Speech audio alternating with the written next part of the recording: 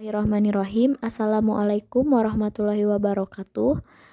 Pada yang terhormat Ibu Dr. Diana Hernawati, Magister Pendidikan, dan kepada Bapak Egy Nuryadin, Magister Sains, selaku dosen pengampu mata kuliah Fisiologi Hewan, serta rekan-rekan semua yang saya banggakan. Perkenalkan, kami dari kelompok 10 yang akan mempresentasikan materi mengenai sistem reproduksi pada hewan. Adapun anggota kelompok dari kelompok 10 itu beranggotakan 4 orang. Yang pertama ada Firda Rahmatia sebagai pemateri ketiga, ada Malina Mega Nur Alam sebagai pemateri pertama, ada Sahrul Mauludin sebagai materi keempat, dan Sopa Suryana sebagai materi kedua. Untuk mempersingkat waktu, langsung saja ke pembahasan yang pertama. Nah, berapa kali hewan dapat melakukan reproduksi atau dapat bereproduksi? Nah, untuk pembahasan selanjutnya yaitu mengenai smell paritas dan heteroparitas. Nah, salah satu atribut reproduksi terpenting suatu spesies adalah berapa kali individu mampu bereproduksi secara fisiologis. Nah, setiap individu diprogram secara fisiologis untuk bereproduksi hanya pada satu waktu dalam hidupnya. Kondisi disebut digambarkan sebagai smell paritas dan dikatakan spesiesnya sebagai smell parous. Nah, spesies smell parous ini secara fisiologi berkembang biak hanya dalam satu periode dalam hidup mereka. Nah, mereka akan mati setelah satu kali reproduksi. Nah, smell paritas ini adalah umumnya diantaranya yaitu serangga seperti lalat dan capung. Nah, untuk ciri penting spesies smell parous ini adalah bahwa kekuatan individu induk dapat dikorbankan dalam jumlah yang sangat besar untuk menyediakan sumber daya bagi keturunannya. Ini benar karena individu induk tidak memiliki potensi reproduksi di masa depan setelah reproduksi tunggal mereka. Nah, sebagai contoh di sini ada sockeye salmon di mana setelah tumbuh menjadi dewasa selama periode 1-4 tahun di Samudra Pasifik, salmon ini berimigrasi ke atas Ars. Nah, terkadang ratusan mil sebelum bertelur. Nah, kedua jenis kelamin berhenti makan begitu mereka memasuki sungai dari laut. Nah, mereka kemudian harus mendapatkan energi untuk menggerakkan migrasi ke hulu mereka sepenuhnya dengan mengkatabolisme zat tubuh mereka sendiri, terutama lemak. Nah, setelah mencapai tujuan, mereka bertelur dan setelahnya akan mati. Nah, untuk yang kedua yaitu sebagai heteroparitas atau sebutan spesiesnya yaitu heteroparous. Nah, artinya bahwa individu secara fisiologis mampu melakukan 2 atau lebih periode aktivitas reproduktif yang terpisah selama hidup mereka. Atau misalnya multiple interaksi dari reproduksinya. Dalam banyak spesies, misalnya individu berkembang biak setidaknya sekali setahun selama bertahun-tahun. Nah, selama mereka hidup, individu dari spesies heteroparous ini menjalani reproduksi siklus. Ini tidak seperti dengan smell parous yang hanya satu siklus saja. Nah, siklus ini sering diketahui terutama di bawah kendali endokrin dan neuroendokrin, baik evolusi diindukasi atau spontan.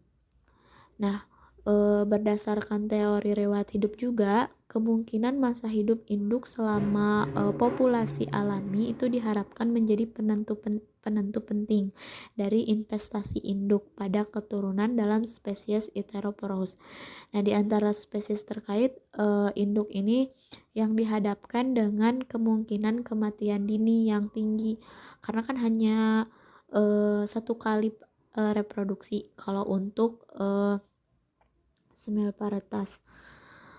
Nah, akan lebih banyak korban juga untuk sumber daya mereka sendiri demi anak mereka daripada induknya dengan harapan hidup yang panjang di masa depan. Nah, ini contohnya banyak sekali ya, ada kelinci, kayak kucing, itu banyak. Nah, untuk selanjutnya yaitu mengenai telur, penyediaan dan perawatan induknya.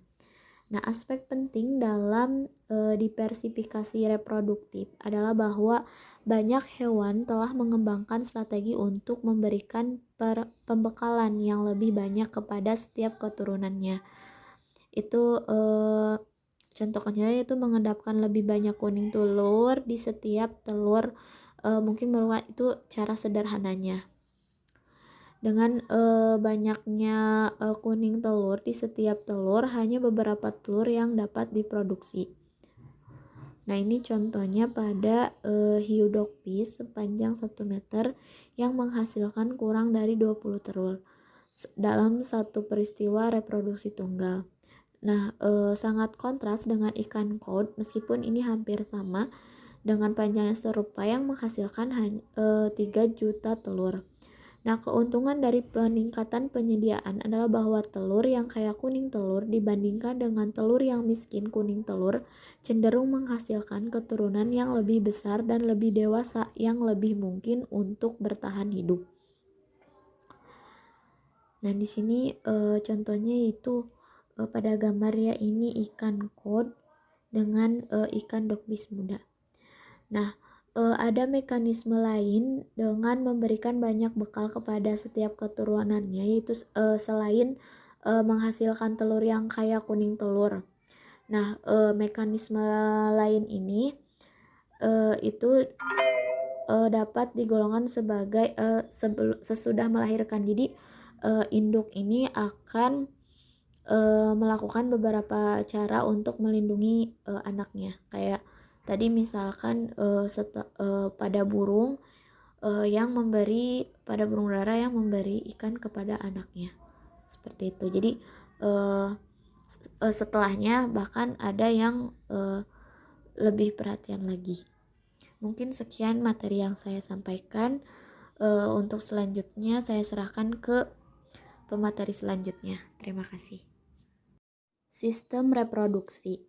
Nah, sistem reproduksi merupakan suatu proses biologi yang dilakukan oleh organisme untuk menghasilkan lebih banyak spesies turunannya. Melalui proses perkembangan tersebut, induk akan memindahkan materi genetik kepada anaknya. Nah, untuk sistem reproduksi ini bertujuan untuk menambah jumlah populasi spesiesnya.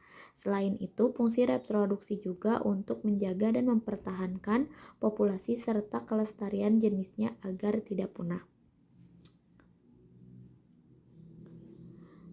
Nah, reproduksi tentu saja penting untuk setiap spesies karena sifat dasarnya ia dipelajari oleh ahli biologi. Nah, ahli biologi evolusi, ahli genetika, dan ahli biologi perkembangan. Nah, dalam konteks ini yang diciptakan oleh beragam perspektif ini, ahli fisiologi berfokus pada sekitar setengah lusin aspek reproduksi yang diilustrasikan. Nah, ini ada beberapa aspek reproduksi yang ditekankan oleh para ahli. Yang pertama yaitu mekanisme asosiasi pasangan, yang kedua pengendalian siklus reproduksi tahunan, yang ketiga mekanisme fungsi sel dan organ reproduksi, yang keempat koordinasi dan kontrol reproduksi, yang kelima pemberian keturunan, dan yang keenam fisiologi khas kaum muda. Nah, untuk yang pertama ini mengenai asosiasi pasangan, mekanisme asosiasi pasangan di mana calon pasangan itu perlu menemukan satu sama lain dan mengomunikasikan kesiapan seksualnya. Seperti ahli fisiologi mempelajari proses pensinyalan dan sensorik yang memediasi aktivitas reproduksi ini, nah termasuk feromon dan perilaku. Nah, di sini ada salah satu contohnya yaitu pada kepiting biru betina atau Calineptes sapidus, di mana dia bisa kawin hanya ketika mereka baru saja berganti kulit. Nah, kepiting jantan dan betina melakukan perjalanan bersama selama berhari-hari sebelum kawin sehingga jantan akan hadir saat betina berganti kulit. Nah, untuk yang kedua yaitu pengendalian siklus reproduksi tahunan. Nah, kebanyakan spesies berkembang biak pada waktu-waktu tertentu dalam setahun. Nah, ahli fisiologi mempelajari mekanisme reproduksi yang dikoordinasikan dengan siklus lingkungan tahunan serta mekanisme yang bertanggung jawab atas perubahan musim dalam struktur dan fungsinya. Nah, sebagai contoh ini ditunjukkan juga pada rusa merah, di mana pertumbuhan tanduk bentuk regenerasi tahunan ini dikendalikan oleh fenotip periode, yaitu berupa bukti dari spesies terkait menunjukkan bahwa fotoperiode memasukkan jam biologis kuasi tahunan ini melalui tanduknya. Nah, untuk yang ketiga yaitu mekanisme fungsi sel dan organ reproduksi. Nah, ahli fisiologi ini mempelajari bagaimana telur dibuat dan bagaimana ekskresi terjadi. Nah, bagaimana sel sperma mempertahankan dan kadang-kadang diubah setelah dikeluarkan dari laki-laki. Bagaimana susu disintesis, bagaimana nutrisi ditukar dan plasenta, dan mekanisme semua organ reproduksi dan sel. Nah, ini juga diperlihatkan oleh sperma manusia dan sperma mamalia yang efektif dalam membuahi telur saat pertama kali dienjakulasi. Nah, untuk selanjutnya yaitu koordinasi dan kontrol reproduksi, di mana koordinasi organ reproduksi dengan mekanisme saraf, endokrin, dan neuroendokrin. Nah, ahli fisiologi pun mempelajari bagaimana organ reproduksi hewan dikoordinasikan dan dikendalikan selama suatu periode aktivitas reproduksi. Nah, untuk koordinasi endokrin ini seringkali unggul, membuat reproduktif endokrinologi tema utamanya. Nah, ini juga contohnya dalam ovarium mamalia. Nah, untuk selanjutnya yaitu pemberian keturunan.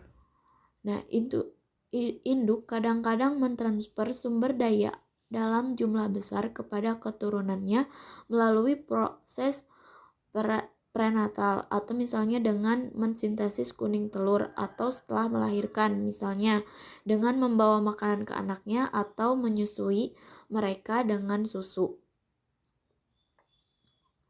Nah, ini juga contohnya darah laut seperti ikan, darah biasa. Jadi ini memberi anaknya makan berupa ikan. Nah, yang selanjutnya yaitu fisiologi khas kaum muda.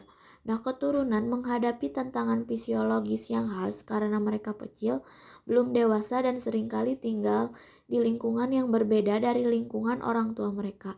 Nah, ahli fisiologi mempelajari atribut fungsional khas anak pada setiap tahap perkembangan dan proses pematangan itu sendiri, menekankan bahwa reproduksi berhasil hanya jika anak berhasil memenuhi setiap tantangan yang mereka hadapi, sehingga mereka bertahan untuk mencapai seksual kematangan. Nah, ini contohnya ada damselflies, yaitu merupakan serangga yang memulai kehidupan sebagai nimfa akuatik dan kemudian bermetamorfosis menjadi dewasa darat. Baik, terima kasih pada moderator. Selanjutnya saya akan memaparkan materi kedua. Langsung saja pada pemaparannya. Fertilisasi eksternal atau internal. Fertilisasi eksternal biasanya terjadi pada hewan akuatik yang menghasilkan telur kecil dengan jumlah yang sedikit. Betina melepaskan telur ke dalam air dan jantan melepaskan sperma ke dalam air di sekitar yang sama. Nah, kadang-kadang seperti pada ikan tertentu, pejantan cukup teliti dalam mencocokkan pola spesial keluaran sperma dengan distribusi spesial keluar telur. Nah, kemudian fertilisasi internal diperlukan dalam beberapa keadaan. Salah satunya ketika telur yang terbentuk sepenuhnya terbungkus dalam cangkang atau kapsul yang tidak dapat ditembus oleh sperma. Misalnya, telur yang diletakkan di darat seperti telur burung atau kadal yang biasanya dilindungi dari pengeringan dengan cangkang atau kapsul yang tidak dapat ditembus oleh sperma.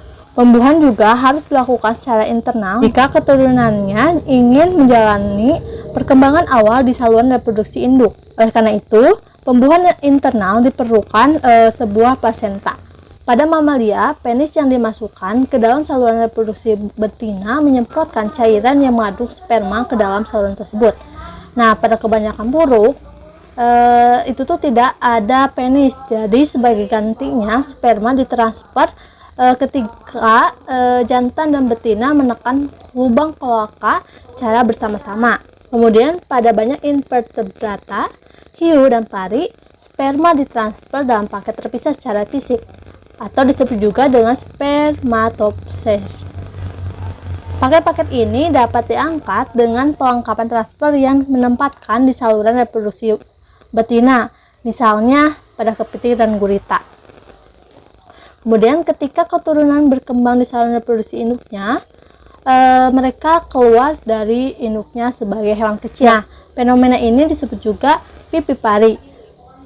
Kemudian seperti yang dicontohkan oleh dogfish, pada keturunan yang berkembang di saluran reproduksi induknya diberi makan sepenuhnya oleh kuning telur. Nah, kondisi ini disebut juga yolk-sac viviparity atau ovoviviparity. Seperti yang terjadi pada hiu tertentu, nah anak-anak hiu memelihara dirinya sendiri dengan memakan anak-anak lain selama berada di saluran reproduksi induknya. Kondisi ini disebut juga pipiparitas kanibal. Namun tentu saja nutrisi dapat ditransfer dari darah induk ke darah keturunannya melalui plasenta atau struktur yang mirip dengan plasenta, dan kadang-kadang disebut juga pipiparitas plasenta. Sebagai alternatif, mereka dapat diberikan nutrisi oleh induknya seperti ketika hiu jantan memasukkan sirip panggul yang dimodifikasi seperti penjepit untuk menyalurkan sperma ke alur sirip betina. Faktor yang mempengaruhi atau mendukung dalam reproduksi yaitu lingkungan. Lingkungan reproduksi hewan biasanya memberikan pengaruh besar pada proses dan hasil reproduksi. Ada 3 aspek lingkungan yang memiliki pengaruh. Yang pertama, aspek gizi, sosial, dan fisik yang sangat penting dalam reproduksi. Yang pertama, lingkungan nutrisi. Keberhasilan reproduksi terancam jika jumlah makanan yang tersedia tidak mencukupi dan terkadang membinasakan keturunannya. Contoh, telur dari sebagian besar ikan diberi pakan dengan sangat sedikit akan mengakibatkan larva kelaparan. Bahkan ketika keturunannya hidup, jika makanan dan nutrisi tidak sepenuhnya mencukupi dalam jumlah dan kualitas, reproduksi dapat dirusak dalam berbagai cara. Misalnya, tikus muda dan tikus dari kedua jenis kelamin mencapai masa pubertas lebih lama dari biasanya jika makanan tidak memadai. Nah, ahli endokrin telah menetapkan bahwa malnutrisi pada mamalia betina pada usia reproduksi dapat menghentikan sekresi gonadotropin dan dengan demikian menghentikan pematangan telur di ovarium. 2. Aspek sosial. Jantan dan betina menentukan satu sama lain dan mencapai keadaan kesiapan seksual timbal balik. Contohnya, pada beberapa spesies capung dan ikan terumbu karang, serta mamalia, jantan perlu menguasai suatu wilayah untuk mendapatkan akses yang siap ke betina. Kemudian, jantan yang tanpa wilayah memiliki kesempatan yang relatif lebih kecil untuk kawin. 3. Aspek lingkungan. Ada kondisi photoperiod. Penyinaran jumlah jam siang hari per 24 jam hewan biasanya menyelaraskan reproduksinya dengan musim yang menggunakan informasi fotoperiodik. Nah, pada mamalia ada 2 mekanisme dasar untuk menggunakan fotoperiodik. Mengatur peristiwa dalam siklus reproduksi tahunannya dan menggunakan mekanisme pengaturan waktu sirkunal internal. Kemudian, Pada mamalia dan juga beberapa vertebrata lain, hormon melankolin disekresikan oleh kelenjar pineal, partisipasi sebagai sinyal endokrin dalam kontrol reproduksi fotoperiod. Kemudian, kebanyakan spesies sebaliknya tidak menggunakan mekanisme pengaturan waktu sirkunal endogen. Sebaliknya, mereka terus-menerus menyesuaikan fisiologis reproduksinya agar sesuai dengan fotoperiod yang berlaku langsung di lingkungan. Kemudian ada suhu lingkungan. Suhu lingkungan merupakan aspek yang digunakan sebagai isyarat untuk reproduksi di iklim sedang. Hewan memasuki keadaan kesiapan reproduksinya sesuai dengan isyarat fotoperiodik dan kemudian kawin atau bertelur. Ketika mereka mengalami suhu hangat, dalam kasus seperti itu, suhu menyesuaikan waktu yang ditentukan oleh fotoperiod. Misalnya, di sepanjang pantai, hewan diyakini sering menggunakan isyarat pasang surut atau mungkin isyarat bulan langsung untuk mengatur waktu reproduksi mereka. Di gurun dan beberapa lingkungan, hewan dalam lingkungan seperti itu mungkin tidak menggunakan isyarat siklik seperti fotoperiod. Nah, pada penyu laut dan banyak reptil, suhu sarang menentukan apakah telur berkembang menjadi jantan atau betina, sebuah fenomena yang dikenal sebagai penentuan jenis kelamin pada hewan tersebut. Kemudian, suhu lingkungan biasanya mempengaruhi kecepatan pertumbuhan keturunan dan mencapai kematangan reproduksinya. 2. Waktu siklus reproduksi. Untuk hewan yang hidup di lingkungan dengan siklus musiman yang teratur, siklus reproduksinya hampir selalu diatur untuk dikoordinasi dengan siklus musiman. Namun, akan tetapi, banyak spesies hewan lebih fleksibel. Mekanisme tersebut meningkatkan pilihan tertentu untuk dikoordinasikan dengan kondisi lingkungan, di antaranya penyimpanan sperma yang memungkinkan waktu yang fleksibel antara sanggama dan pembuahan. Penyimpanan sperma dalam saluran reproduksi betina. Nah, contoh yang dapat kita ambil yaitu seekor kepiting betina yang bersenggama pada musim gugur 1 tahun yang lalu, misalnya dapat menggunakan sperma dari perkawinan itu untuk menghasilkan sejumlah telur baru yang telah dibuahi pada musim semi tahun depannya. Contoh lainnya itu ada lebah madu ratu. Kemudian ada beberapa kelelawar, krustasea, dan serangga tertentu, dan beberapa hiu, salamander, kura-kura, ular, dan burung tertentu yang dapat menyimpan sperma dalam saluran reproduksi betinanya. Di paus embrio. Embrio mulai berkembang tetapi kemudian berhenti sebentar sebelum melanjutkan. Lamanya periode pengembangan yang ditahan biasanya fleksibel. Di antara vertebrata, di paus embrionik terjadi pada krustasea dan tungau tertentu, ditambah berbagai jenis serangga. Contohnya ular sutra. Telur yang dihasilkan oleh ngengat ular sutra berkembang sendiri dalam kondisi tertentu. Nah, di paus telur bersifat deterministik. Telur induk yang bertelur setelah kopulasi dalam pembuahan diprogram untuk menghentikan pengembangan lengkap dalam pemberhentian mitosis. Nah, saat mencapai tahap gastrula, pematangan embrio, program ini berhenti berkembang dan terjadi saat sel telur masih terbentuk di ovarium induk. Pemrograman ini dimediasi oleh neurohormon peptida atau hormon diapaus yang disekresikan oleh sel-sel di ganglion subesophagus induk dan yang bekerja pada telur selama pembentukannya melalui reseptor yang digabungkan dengan protein G. Telur diapusing diletakkan di musim gugur. Setelah telur-telur tersebut memasuki tahap perkembangan terprogramnya, agar mereka keluar dari keadaan tertahan, mereka harus terpapar selama 2 bulan pada suhu rendah. Misalnya 5 derajat Celcius atau lebih rendah. Suhu rendah mengakhiri atau mematahkan diapaus. Akibatnya, pengembangan dilanjutkan segera setelah pemaparan dingin. Di antara vertebrata, diapaus embrionik terjadi pada ikan tertentu, kura-kura, burung, dan mamalia marsupial dan plasenta. Biasanya disebut implantasi tertunda pada mamalia. Contoh di paus embrio itu pada anjing laut berbulu Antartika. Menggambarkan penurunan implantasi dalam peran ini, seekor anjing laut berbulu betina masuk ke estrus dan kawin pada hari-hari segera setelah dia melahirkan selama awal musim panas.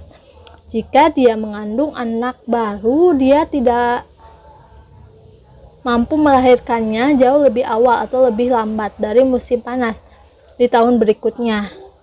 Jika induknya itu melahirkan lebih awal di musim semi Antartika, bayinya bisa langsung mengalami kedinginan yang luar biasa. Jika induknya melahirkan anak pada periode musim panas yang tertentu singkat untuk menjadi dewasa sebelum musim dingin pertama. Faktanya, waktu rata-rata yang berlaku antara hari betina bersenggama dan hari dia melahirkan hampir tepat 365 hari. Namun, perkembangan plasenta hanya membutuhkan sekitar 250 hari. Waktu dari fertilisasi hingga kelahiran disesuaikan menjadi 365 hari dengan penundaan implantasi. Setelah sel telur dibuahi dan berkembang ke tahap blastocysta, ia akan berhenti berkembang di dalam rahim selama 3-4 bulan. Nah, itu tetap dalam keadaan cukup lama sehingga akhirnya melanjutkan perkembangan dan implan di bawah kendali fotoperiodik selama 250 hari tersisa sebelum momen persalinan yang tepat tiba. Waktu terjadinya reproduksi pada lingkungan musiman. Pada hewan interpelus yang menempati lingkungan musiman, siklus reproduksi biasanya diatur sedemikian rupa sehingga berkorelasi dengan siklus musiman kondisi lingkungan, hingga musim reproduksi hanya sekali setahun. Misalnya, pada cacing Phallola atau Phallola pydris, mereka akan melepaskan gametnya pada kuartal ketiga sekitar bulan Oktober atau November, dan individu tidak bereproduksi lagi sampai 1 tahun kemudian. Nampak sebulan nampaknya berfungsi dalam hal ini sebagai faktor sinkronisasi. Ketika semua individu tertentu pada kuartal ketiga bulan A dipastikan akan bertelur bersama, sehingga akan bertemunya gamet dan telur tersebut. Rubah dan serigala berkembang biak 1 kali dalam setahun. Mamalia ini disebut monoesterus atau satu esterus. Hal ini dikarenakan karena hewan tersebut beropulasi hanya sekali dalam setahun. Bahkan jika hewan itu gagal hamil atau kehilangan anaknya, dia akan memasuki masa esterus atau beropulasi setahun penuh kemudian. Tikus Mengalami beberapa siklus kawin per tahun dimanapun mereka tinggal, tetapi total panjang musim reproduksi mereka bervariasi secara teratur dengan garis lintang. Pendek di garis lintang tinggi di mana kondisi musim panas yang menguntungkan tidak berlangsung lama, tetapi lebih lama di garis lintang tengah. Berapapun lamanya musim reproduksi, betina yang tidak hamil atau menyusui menunjukkan siklus estrus yang diatur waktunya secara endogen selama musim reproduksi, di mana mereka memasuki estrus dan beropulasi secara spontan setiap 6 hari. Tikus digambarkan sebagai polyeterus karena memiliki lebih dari 1 esterus per tahun. Ketika betina hamil, siklus esterus berhenti. Tetapi ketika dia melahirkan, beberapa minggu kemudian, betina menunjukkan esterus pasca partum dan dapat segera dihamili kembali pada tahun yang sama dengan kelahirannya.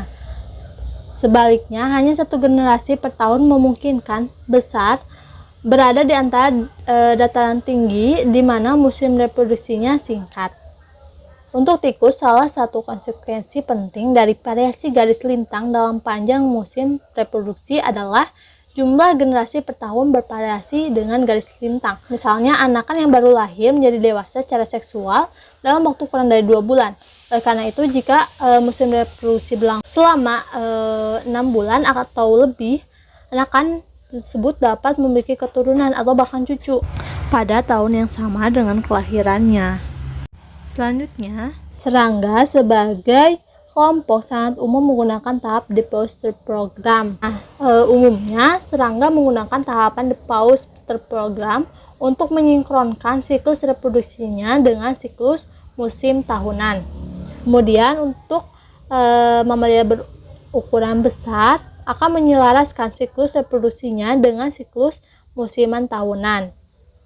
Beberapa mamalia tidak dapat bereproduksi setiap tahun jika semua persyaratan perkembangan parental dan postnatal diperhitungkan. Contohnya, pada gajah Afrika memiliki usia kehamilan 22 bulan yang paling lama diketahui dan menyusui selama 3 tahun.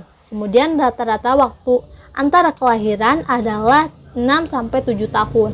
Kemudian ada juga beberapa paus memiliki usia kehamilan 1-1,5 tahun dan hanya melahirkan setiap 2-3 tahun. Sekian pemaparan dari saya kembalikan pada moderator. Terima kasih. Bismillahirrahmanirrahim. Assalamualaikum warahmatullahi wabarakatuh. Terima kasih kepada moderator yang sudah mempersilahkan saya untuk melanjutkan materi, yaitu mengenai perubahan jenis kelamin.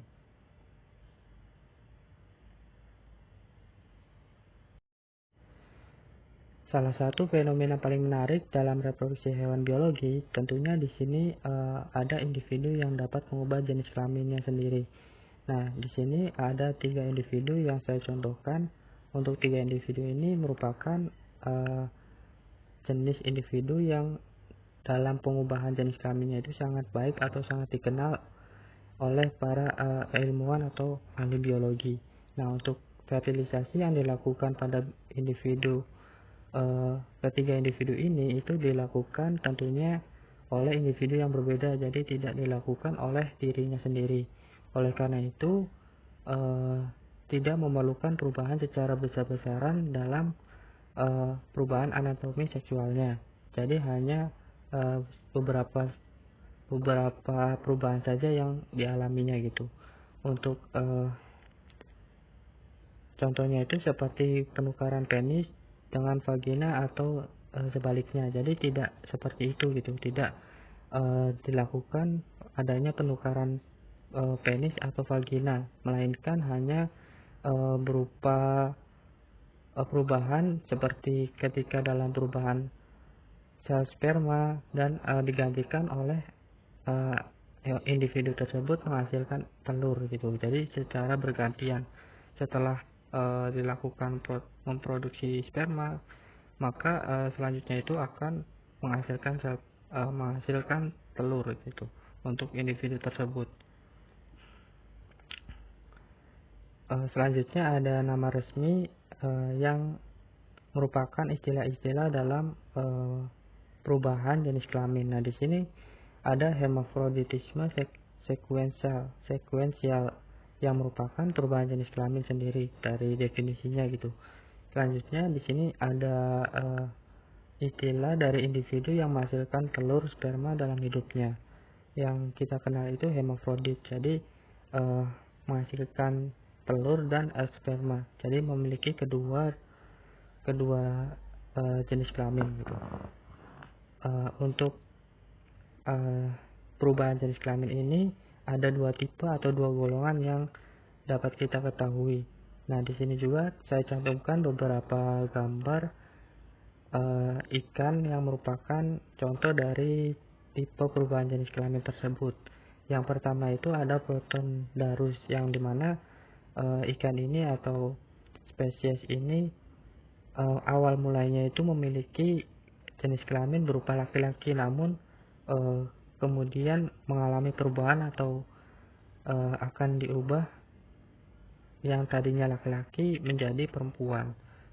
Selanjutnya di sini juga ada yang B ya, untuk spesies dan karakteristik. Kemudian bentuk dari ikannya itu seperti ini pada gambar, bisa dilihat untuk karakteristiknya.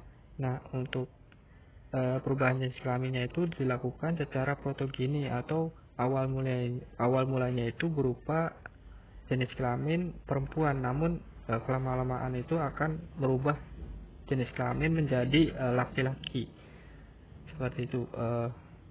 Selanjutnya di sini saya akan menjelaskan poin kelimanya, yaitu endokrinologi reproduksi plasenta mamalia. Nah, untuk poin pertama itu ada wanita berovulasi secara berkala dan menunjukkan menstruasi atau siklus estrus. Nah, untuk konten materi ini juga sangat familiar gitu dalam materinya, yaitu dimana ada siklus menstruasi, kemudian ada siklus ovulasi juga gitu. Nah, di sini tentunya ada kaitannya juga tentang manusia dan hewan atau binatang tersebut. Nah, di sini yang pertama itu ada mamalia. Untuk mamalia itu tentunya seperti dalam proses siklus menstruasi, kemudian pembentukan sel telurnya itu diawali dengan memiliki sel telur berupa oosit, yang dimana sel telur ini sudah menjadi bekal gitu selama kehidupan janin. Selanjutnya ketika oosit ini berkembang menjadi sel germial yang terdapat dalam ovarium, di mana untuk sel germial ini masih berupa diploid untuk jumlah kromosom atau sel gametnya, yang dimana selanjutnya itu sel germial ini membentuk banyak oogonia yang dilakukan secara mitosis tentunya. Untuk selanjutnya oogonia ini mengalami pembelahan kembali, yaitu berupa pembelahan meiosis, yang nantinya itu dari oogonia menghasilkan sel berupa oosit, yaitu baik itu oosit sekunder maupun oosit primer. Nah, tentunya dalam penyelesaiannya itu dilakukan secara pembelahan meiosis 2 kali gitu ya. Yang pertama itu meiosis pertama yang menghasilkan oosit primer, dan oosit pembelahan kedua itu berupa oosit sekunder. Ketika telah melewati beberapa tahap yang tadi, itu akan terjadi ovulasi untuk dalam siklus ovulasi yang terdapat dalam makhluk hidup wanita tersebut. Nah, untuk ovulasi tersebut oosit primer itu tentunya sudah matang gitu, oosit primer maupun oosit sekunder untuk di sini. Nah, nantinya itu menjalani ovulasi. Nah, untuk lebih jelasnya di sini teman-teman juga sering melihatnya ya, gambar siklus dari pembentukan oogenesis ini gitu, yang diawali dengan tadi oogonium, pembelahan mitosis, kemudian ada oosit primer masih berupa diploid ya, mengalami pembelahan kembali, meiosis pertama, dan di sini menghasilkan badan polar. Nah, badan polar itu merupakan sel yang tidak berkembang dengan baik, dan di sini yang berkembang dengan baiknya itu disebut dengan oosit sekunder. Nah, selanjutnya itu meiosis kedua tadi akan membelah kembali menjadi jumlah yang lebih baik itu menjadi sel telur maupun sel sperma. Untuk gambar dari proses yang lebih rincinya itu terdapat pada ovarium ya di sini, teman-teman. Jadi yang ditujukan di sini ada oosit, kemudian ada folikel sekunder dan menjadi folikel degraft, ada folikel kemudian pecah ya, nah, dan terjadi ovulasi tadi ya. Selanjutnya ada siklus menstruasi. Nah, untuk siklus menstruasi itu terdapat spesies yang hanya dilakukan ketika ovulasi spontan. Nah, spesies tersebut itu ketika terjadi ovulasi dan dibuahi itu akan mengalami hamil. Sedangkan ketika tidak mengalami pembuahan atau fertilisasi itu akan mengalami menstruasi. Nah, untuk spesies yang dapat mengalami siklus menstruasi itu ada golongan primata gitu. Nah, untuk contohnya itu ada manusia, gorila, dan simpanse. Untuk menstruasi sendiri itu tadi ya sudah dijelaskan juga, terjadi ketika setiap siklus ovulasi tidak menyebabkan kehamilan atau tidak dibuahi gitu. Setelah gagal dibuahi, mereka itu akan melepaskan lapisan rahim, yang lebih tepatnya itu pada lapisan endometrium. Nah, sebagian yang diluruhkan atau yang dilepaskan oleh lapisan rahim ini berupa cairan yang diwarnai darah dari vagina. Jadi gitu hasil dari tidak dibuahinya sel telur pada lapisan rahim. Selanjutnya untuk siklus estrus. Untuk siklus estrus ini eh, terjadi hanya untuk spesies mamalia yang tidak mengalami menstruasi. Jadi ya, yang kita ketahui itu jenis mamalia atau spesies mamalia tidak semuanya atau seluruhnya itu mengalami siklus menstruasi ya. Ada yang tidak mengalami siklus tersebut. Jadi untuk siklus estrus itu yang tadi untuk spesies mamalia yang tidak mengalami menstruasi. Sebagai gantinya untuk manifestasi luar utama dari siklus ovulasi itu kan harusnya menstruasi ya ketika tidak dibuahi. Nah, ini akan masuk ke bagian estrus untuk siklusnya dengan sinkronisasi tentunya pada ovulasi. Siklus estrus juga menggunakan perilaku dan sinyal lain sebagai feromon untuk menunjukkan bahwa mereka itu representatif secara seksual. Artinya tidak untuk hewan yang mengalami siklus estrus itu tentunya menunjukkan bahwa hewan tersebut representatif untuk secara seksualnya. Jadi tidak hanya makhluk hidup atau organisme spesies yang hanya representatif seksual secara menstruasi saja, jadi ada juga yang secara estrusnya gitu. Selanjutnya di sini ada ovulasi. Untuk ovulasi sendiri terjadi akibat adanya lonjakan hormon luteinizing atau hormon LH yang dilepaskan dari kelenjar hipofisis anterior pada spesies mamalia dengan ovulasi spontan. Lonjakan LH yang diproduksi dilakukan secara endogen pada wanita. Jadi di sini untuk lonjakan hormon luteinizing itu dilepaskan dari kelenjar hipofisis anterior ya, yang terdapat pada spesies mamalia. Nah, untuk hipofisis sendiri gambarnya itu di sini ya. Nah, di sini ada anterior pituitary. Nah, di sini ada hipofisis, ada hipotalamus. Nah, nanti akan menghasilkan atau lonjakan hormon luteinizing tadi. Yang dilakukan itu secara endogen ya. Untuk selanjutnya, sebelum kita melanjutkan secara lebih rinci gitu pembahasan selanjutnya, tentunya kita harus mengetahui terlebih dahulu struktur, anatomi, dan morfologi dari sistem reproduksi wanita sendiri. Nah, di sini ada gambar terlebih dahulu ya, yang terlampang dalam sagital gitu. Nah, di sini teman-teman bisa difokuskan pada uterus saja. Nah, di sini pada uterus itu untuk bentuknya sangat tebal seperti ini ya, sangat jelas. Kemudian di sini ada tampilan dalam frontalnya. Tampilan dalam frontal ini ada oviduk, kemudian ada ovaries. Nah, letaknya itu di situ ya, sudah jelas yang ditunjukkan pada label. Kemudian ada broad ligament of uterus, ada uterusnya juga. Nah, uterus ini memiliki 3 lapisan, yaitu ada endometrium yang terletak pada lapisan dalam, kemudian meiometrium yang terletak pada bagian tengahnya, dan exometrium terletak pada bagian luarnya.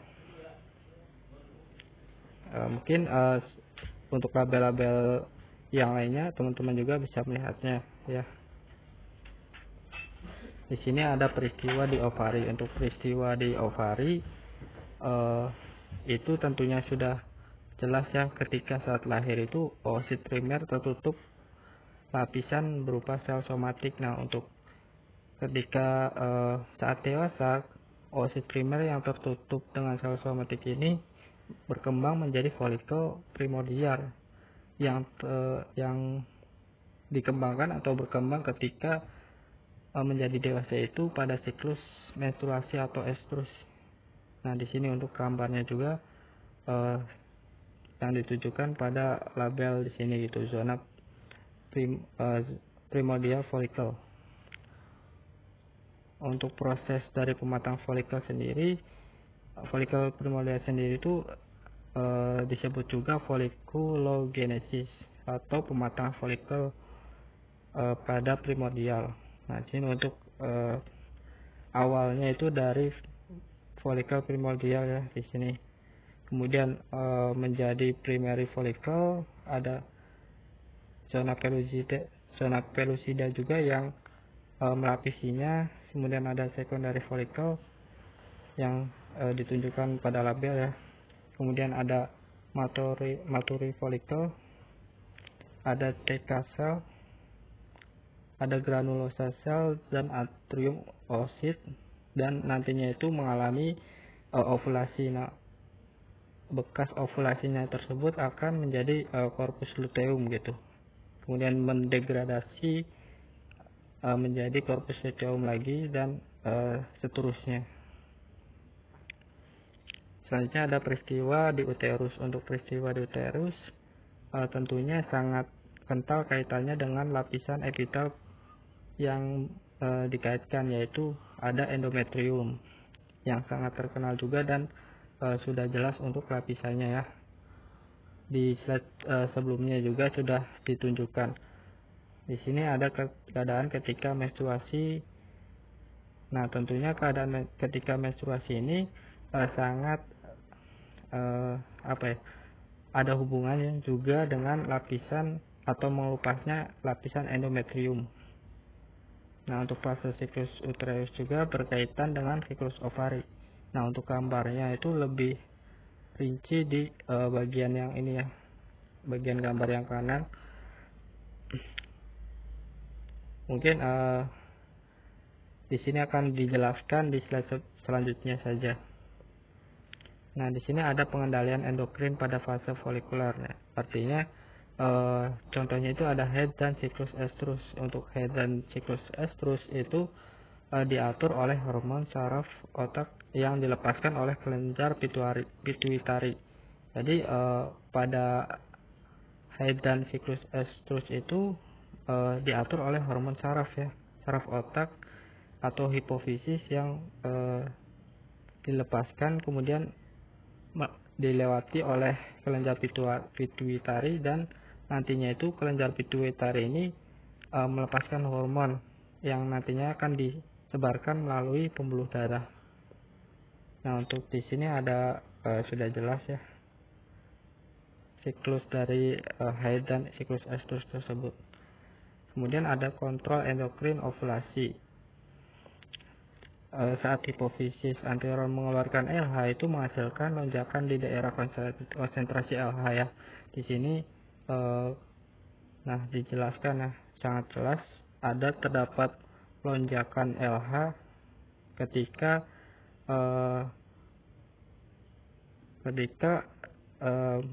di sini hipofisis itu mengeluarkan cairan LH tersebut. Selanjutnya ada LH memberikan efek. Jadi ketika adanya lonjakan pada LH itu banyak sekali efek yang diakibatkan, seperti sel granulosa mengeluarkan progesteron, kemudian menurunkan sekresi estrogen dan mengeluarkan enzim dan prostaglandin.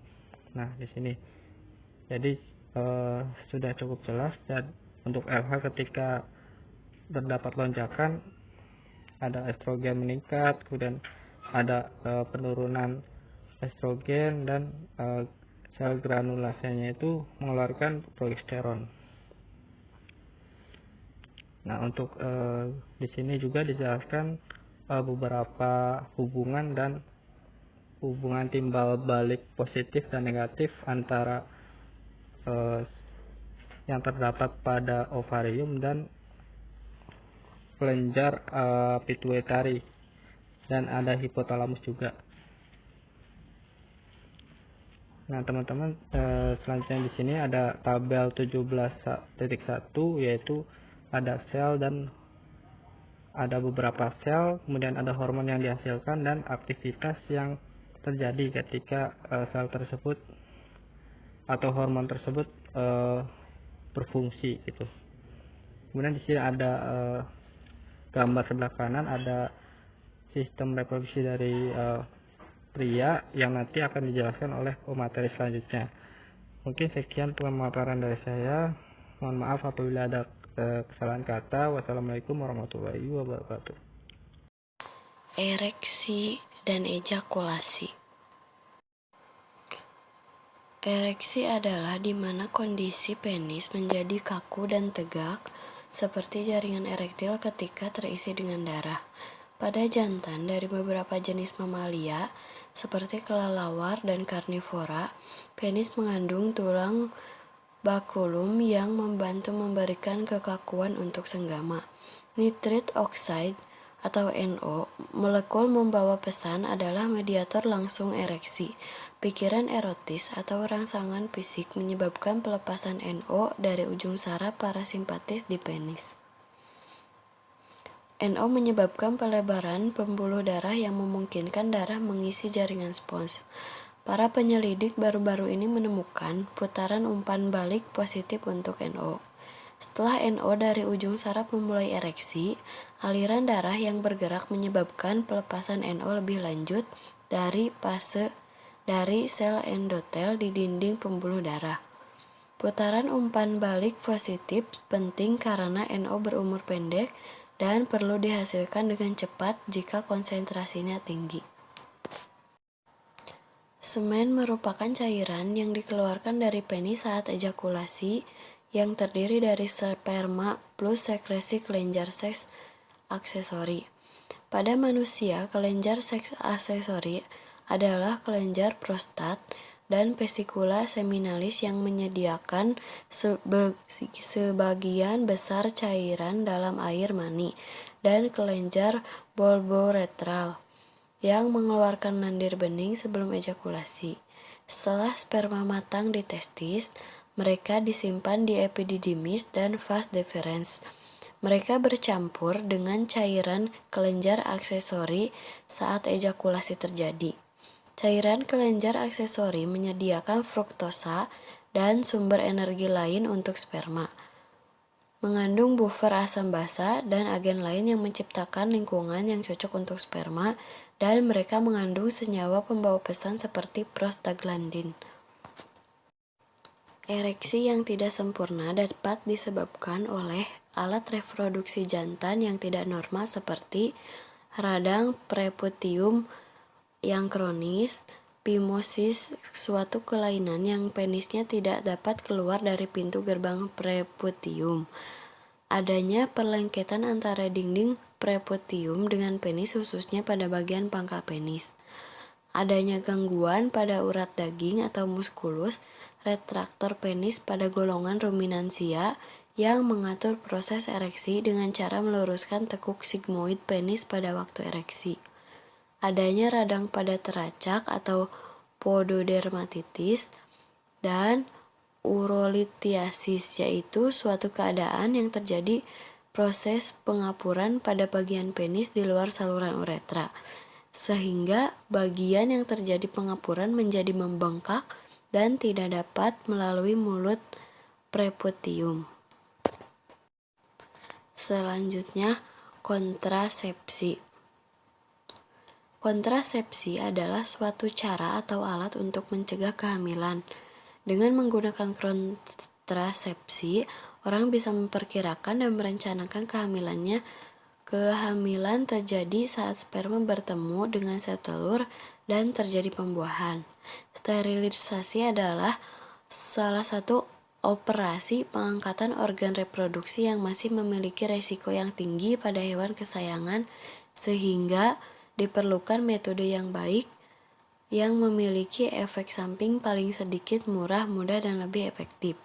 Salah satu contoh bahan yang dapat digunakan sebagai alat kontrasepsi adalah ekstra biji kapuk untuk menekan populasi kucing lokal. Selanjutnya, kelainan pada alat reproduksi. Yang pertama, kelainan pada testis.